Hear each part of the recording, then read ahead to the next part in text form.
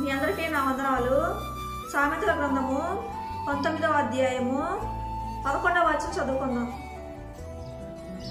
ఒకరి సుబుద్ధి వానికి దీర్ఘశాంతమునిచ్చును, తప్పులు క్షమించుట అట్టి వానికి ఘనతనిచ్చును.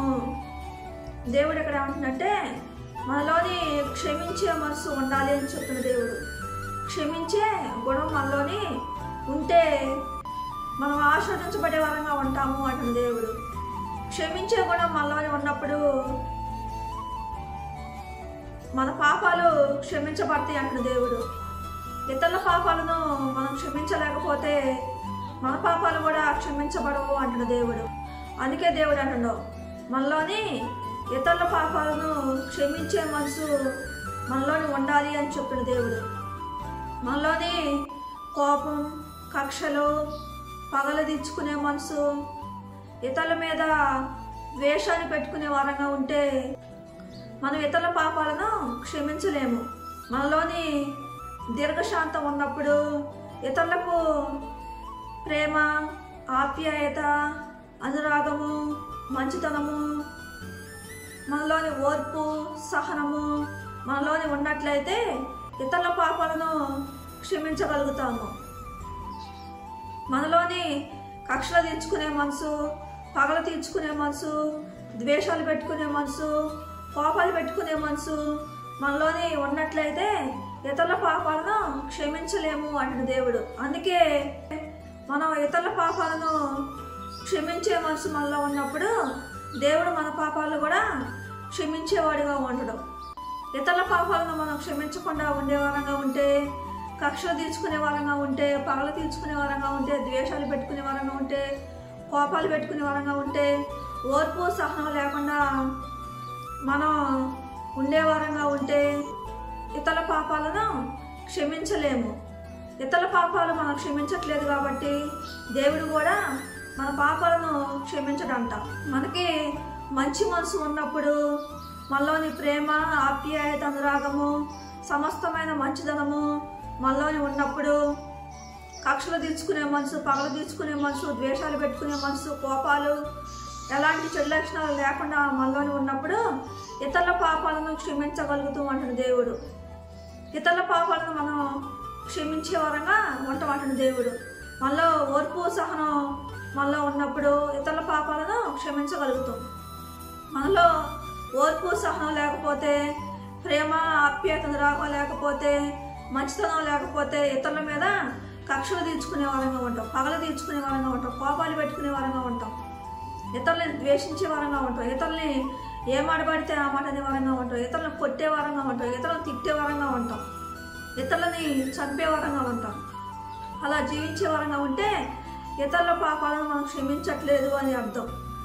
ఇతరుల పాపాలను క్షమించట్లేదు కాబట్టి దేవుడు మన పాపాలు కూడా క్షమించడు అంటాడు దేవుడు. అందుకే దేవుడు అంటాడు ఇతరుల పాపాలను క్షమించే మనసు మనలో ఉన్నప్పుడు దేవుడు మన పాపాలను క్షమించేవాడిగా ఉంటాడు. మనలో మంచి మనసు ఉన్నప్పుడు ఇతరుల పాపాలను క్షమించగలుగుతాం, లేకపోతే ఇతరుల పాపాలను క్షమించలేము అంటాడు దేవుడు.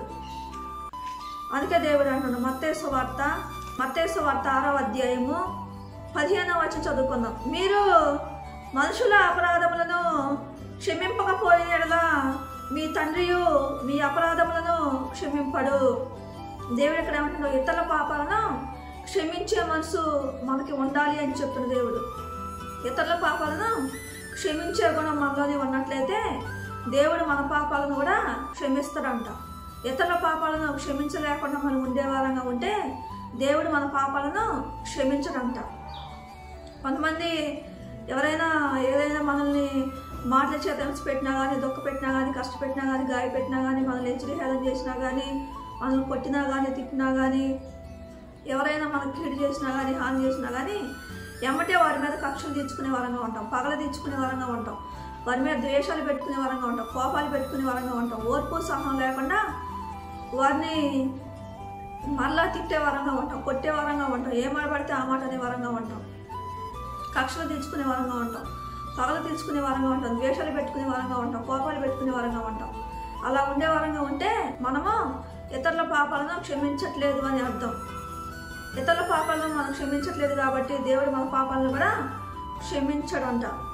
అందుకే దేవుడు అంటున్నాడు. మత్తయి సువార్త 18వ అధ్యాయము 35వ వచనం చదువుకుందాం. మీలో ప్రతి వాడినో తన సహోదరుని హృదయపూర్వకముగా క్షమింపకపోయిన యెడల నా పరలోకపు తండ్రియు ఆ ప్రకారమే మీ యెడల చేయుననెను. దేవుడు ఎక్కడ ఏమంటాడు? ఇతరుల పాపాలను మనం క్షమించకుండా ఉండేవారంగా ఉంటే దేవుడు కూడా మన పాపాలను క్షమించడంట. మనలోని మంచి మనసు మనలోని ఉన్నప్పుడు, మనలోని ఓర్పు సహనం ఉన్నప్పుడు, సహించుకునే మనసు మనలో ఉన్నప్పుడు, మనలోని ప్రేమ ఆప్యాయత అనురాగం ఉన్నప్పుడు, మంచితనం ఉన్నప్పుడు, కక్షలు తీర్చుకునే మనసు, పగలు తీర్చుకునే మనసు, దేశాలు పెట్టుకునే మనసు, కోపాలు పెట్టుకునే మనసు మనలోని లేకుండా ఉన్నప్పుడు, మనలోని దీర్ఘశాంతం అనే మనసు మనలోని ఉన్నప్పుడు ఇతరుల పాపాలను క్షమించగలుగుతాం. ఇతరుల పాపాలను క్షమించే మనసు మనకు ఉంటుంది. ఇతరుల పాపాలను క్షమించే వారంగా ఉంటే దేవుడు మన పాపాలను కూడా క్షమించేవాడు.